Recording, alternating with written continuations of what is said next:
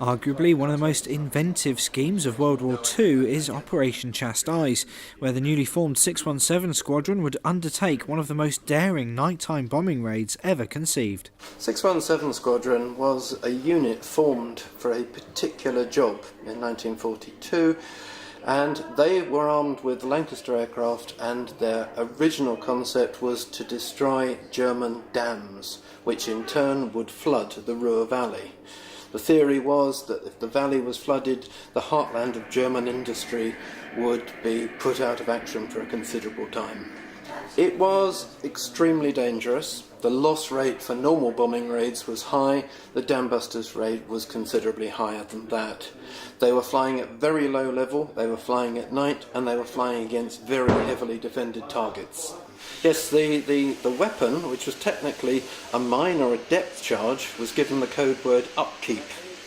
And this was designed by a chap called Barnes Wallis, who'd been a very successful aviation designer in the years up to World War II.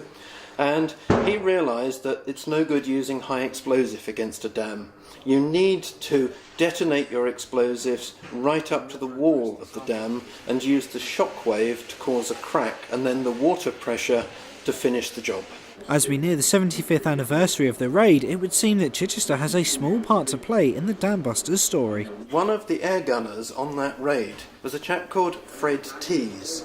Now Fred was a Chichester boy, born and bred. He was in the third wave of aircraft flying out to the targets.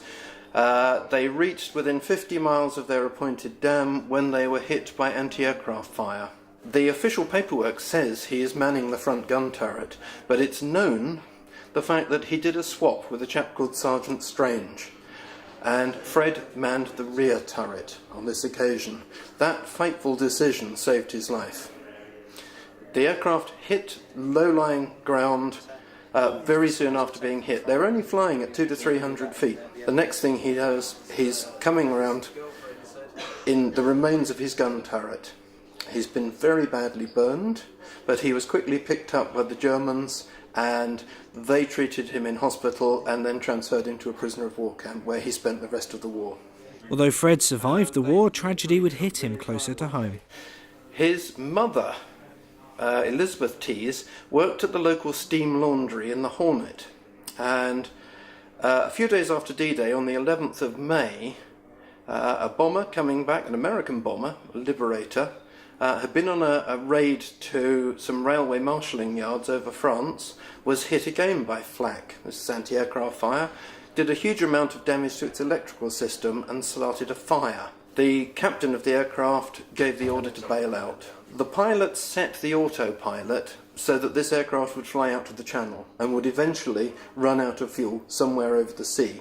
However, another engine had failed, and the drag on this stopped engine caused the aircraft to turn to the right. It ran out of altitude, literally over Wick Lane and the old Roman amphitheatre site in Chichester. The laundry took the full brunt of it. Local folklore has it that Elizabeth Tees had forgotten her handbag. So she did what you should never do when you're evacuated from a burning building, return into the building. As she returned to the building, it collapsed on top of her.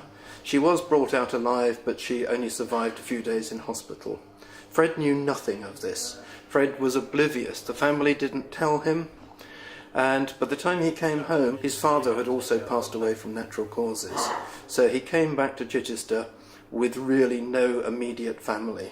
When he passed away in the 1980s, his last wish was that his ashes should be scattered with those of his crewmates in the cemetery in Germany.